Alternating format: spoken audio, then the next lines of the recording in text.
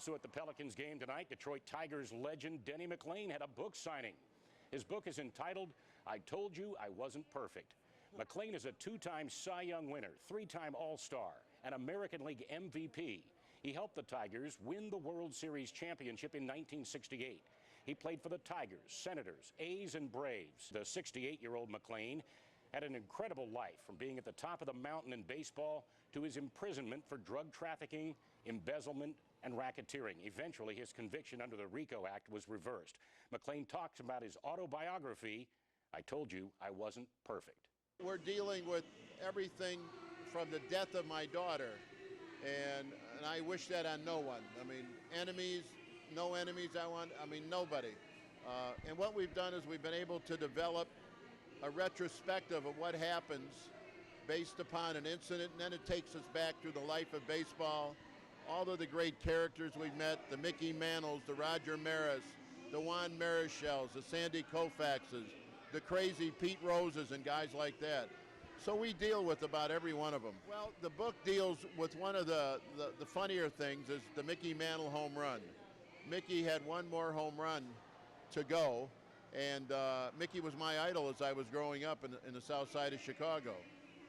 And I had an opportunity late in the season to throw a pitch to Mickey that would he'd either hit the home run or not.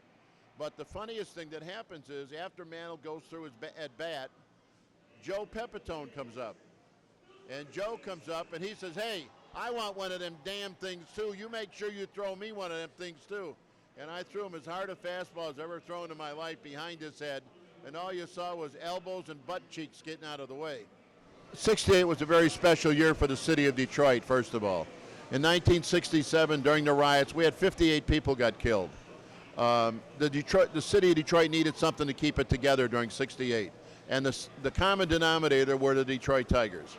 They went out and visited schools, playgrounds, basketball courts, baseball parks, downtown, concerts and things like that. We were everywhere in the state of Michigan in 1968. Plus, we were having a hell of a year. I mean, after all, we won the pennant and did win the World Series. But the thing that people did every day was they'd go to bed at night with their little transistor radio in their ear, listening to the bellowing of Ernie Harwell, and then wake up in the morning if they had fallen asleep, quick grab the Detroit papers to figure out if we had won.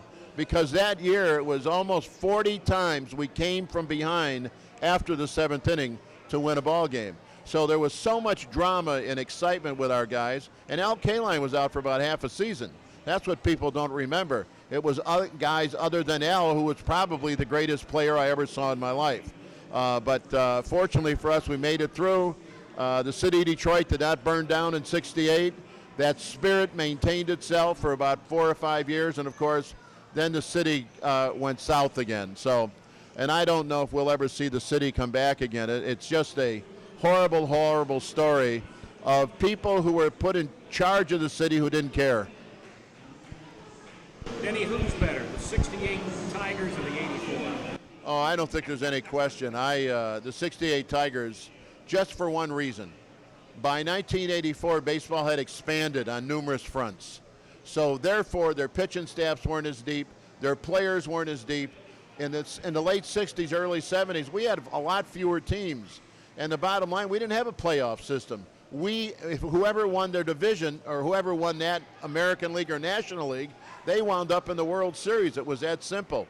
No longer do we have that. We got all these playoff after playoff after playoff. But the 68 Tigers, for one reason, our pitching staff was incredible. You had Mickey Lolich, Earl Wilson, Gates Brown, Joe Sparma, John Hiller, Pat Dobson. We really had some guys who could pitch, and those guys are overlooked because of the years that I and Lolich had. So, they never got the credit that they deserved. Well, there's only one thing in my life that was trouble. I lost my daughter. Nothing else is even close. Everything else is a pimple on a goat's butt, and I mean that from the bottom of my heart. There's a lot of people probably going to see this interview that have shared a horrible event like that in their life. And I can only address it by saying, unless you've gone through it, you don't realize how little everything else means. Now, your family will always mean a great deal to you, the support that they give you, your friends and everybody else. But unless you experience the loss of a child, and it's the worst thing that anybody could ever experience, it's really difficult to understand how significant it is in the grand scheme of things. Nothing else matters if you lose a child. But how would you like to be remembered on this earth? Well, as a guy who always found a laugh, always found some humor, had 7 grandkids, 6 girls. I can't figure this one out. 6 girls. Me, as macho as I am, 6 granddaughters. And I've had 2 sons and 2 daughters, and I want to be remembered for being a great father and a great grandfather. And you know what? If I had a vote today, I'd vote for me.